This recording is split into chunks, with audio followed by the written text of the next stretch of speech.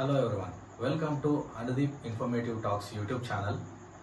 ఈరోజు అంటే జూలై 30, 2025 తారీఖున ఉదయం రష్యా సమీపంలోని కామ్చట్కా పెనిన్సులా అనే ప్రాంతంలో 8.8 మ్యాగ్నిట్యూడ్తో భూకంపం సంభవించింది. ఈ భూకంపం పెసిఫిక్ ఓషన్ని ప్రభావితం చేసింది. దీనివల్ల US west Coast, Hawaii, Alaska ప్రాంతాలు కూడా ఎఫెక్ట్ అవ్వడం జరిగింది. ఇంకా జపాన్లో అయితే ఏకంగా సునామీ రావడం కూడా మనం గమనించవచ్చు. ఇందుకు గల కారణం ఏమిటి అనేది నేను ఈ వీడియోలో మీతో షేర్ చేసుకోబోతున్నాను. అయితే ఈ ప్రాంతాలన్నీ కూడా పెసిఫిక్ రింగ్ ఆఫ్ ఫైర్ మీద లొకేట్ అయి ఉండడం వలన ఇటువంటి విపత్కర పరిస్థితులు అనేవి చోటు చేసుకుంటూ ఉంటాయి. ముఖ్యంగా ఈ పెసిఫిక్ రింగ్ ఆఫ్ ఫైర్ ప్రాంతంలో మనం గమనించినట్లయితే ఇక్కడ టెక్టోనిక్ ప్లేట్ ఇంటరాక్షన్స్ అనేవి తరచుగా జరుగుతూ ఉంటాయి. దీని వలన టెక్టోనిక్ ప్లేట్స్ అనేవి కాన్స్టెంట్ గా మూవ్ అవుతూ ఉంటాయి. అలా మూవ్ అవుతూ అవి కొన్నిసార్లు కొలైడ్ అయ్యే అవకాశాలు కూడా ఉన్నాయి. దాని వలన ఇటువంటి విపత్కర పరిస్థితులు అనేవి జరుగుతూ ఉంటాయి. అయితే ముఖ్యంగా జపాన్ లో వచ్చిన ఈ సునామీ వలన ఒక పేరు అనేది ఇప్పుడు బాగా వినిపిస్తుంది. ఆ పేరే రియో టాట్సుకి. మనం చాలా కాలంగా ఈ పేరు సోషల్ మీడియాలో వింటూనే ఉన్నాం. ఈవిడ ఒక మంగా ఆర్టిస్ట్. మంగా అంటే జపాన్లో కామిక్ బుక్స్ లేదా గ్రాఫిక్ నావెల్స్ అని కూడా అంటారు. సో ఈవిడ ద ఫ్యూచర్ ఐ సా అనే బుక్ని జూలై 1, 1999లో పబ్లిష్ చేయడం జరిగింది.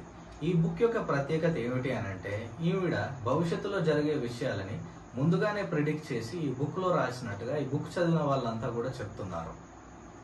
అయితే 2011 సంవత్సరంలో ఈ బుక్కి చాలా ఎక్కువ గుర్తింపు రావడం జరిగింది. ఎందుకు అనంటే 2011 సంవత్సరంలో టోహోకు ప్రాంతంలో ఒక భూకంపం మరియు సునామీ రావడం జరిగింది. ఇటువంటి విపత్కర పరిస్థితులు జరుగుతాయని చెప్పి ఆ బుక్లో ముందుగానే రాయబడిందని ఆ చదివిన వాళ్ళు చెప్పడం జరిగింది. అయితే అదే విధంగా జూలై 5, 2025 తారీఖున కూడా జపాన్లో సునామీ వస్తుందని ఆ బుక్లో ముందుగానే రాయబడింది. కానీ జూలై 30వ తారీఖు అంటే ఈ రోజు జపాన్లో సునామీ రావడం జరిగింది. డేట్లు వేరైనప్పటికీ అదే నెల అదే సంవత్సరం ఉండడం గమనార్హం. అందుకే రియో టాట్సుకిని జాపనీస్ మంగా బాబా అని కూడా అంటారు. అయితే ఒక మంగా ఆర్టిస్ట్ ఈ రకంగా ఫ్యూచర్ని ప్రిడిక్ట్ చేయడం ఏంటి అన్న ఆలోచన మనకు వస్తూ ఉంటుంది. అయితే దీని వెనకాల కథకు వస్తే జరిగింది ఏమిటి అని అంటే రియో టాట్సుకి ఒక డైరీని ఆధారంగా చేసుకొని ఈ బుక్ రాయడం జరిగింది. ఆ డైరీని చిన్నతనంలో రియో టాట్సుకి వాళ్ళ అమ్మ ఇవ్వడం జరిగింది.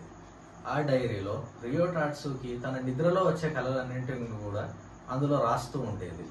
అయితే ఆ డైరీలో ఉన్న విషయాలనే మంగా లేదా కామిక్ బుక్ లో పొందుపరిచి ద ఫ్యూచర్ ఐ సా అనే బుక్ ని పబ్లిష్ చేయడం జరిగింది. అయితే గతంలో సైంటిస్టులు మరియు టోక్యో యూనివర్సిటీకి చెందిన ప్రొఫెసర్లు ఈ బుక్ లో రాసిన ప్రిడిక్షన్స్ కి మరియు సైన్స్ కి ఎటువంటి సంబంధం లేదు అని కొట్టిపారేయడం జరిగింది. అయితే ఈ సునామీ తర్వాత రియో టాట్సుకి రాసిన ప్రిడిక్షన్స్ నిజంగా సైన్స్ కి కూడా అంతపట్టడం లేదు.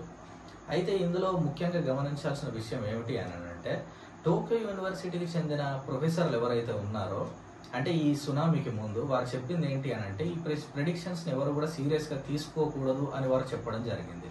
కానీ వివిధ దేశాల్లో ఉన్న ప్రజలు ఎవరు కూడా రియో టాట్సుకి యొక్క ప్రిడిక్షన్స్ ని అంత లైట్ తీసుకోలేదు. దీనికి ఉదాహరణ ఏమిటి అని అంటే జపాన్ వెళ్లే వారి సంఖ్య చాలా వరకు తగ్గిపోయింది. ఫ్లైట్ బుకింగ్స్ లో 83% డ్రాప్ ఏర్పడింది. ఇక గత 2 నెలలుగా జపాన్ లో ఈ డేట్ ఏదైతే ఉందో జూలై 5 అనేది #July5 డిజాస్టర్ అని వైరల్ చేయడం జరిగింది. ఇక్కడ గమనించాల్సినటువంటి విషయం ఏంటంటే డ్రీమ్స్ ద్వారా మనం ఫ్యూచర్ ని ప్రిడిక్ట్ చేయవచ్చా, దీని మీద ఫ్యూచర్ లో ఏమైనా సైంటిఫిక్ రీసెర్చెస్ జరుగుతాయో లేదా ఏమైనా సైంటిఫిక్ ఎవిడెన్సెస్ దొరుకుతాయేమో వేచి చూద్దాం. So friends, thanks for watching this video.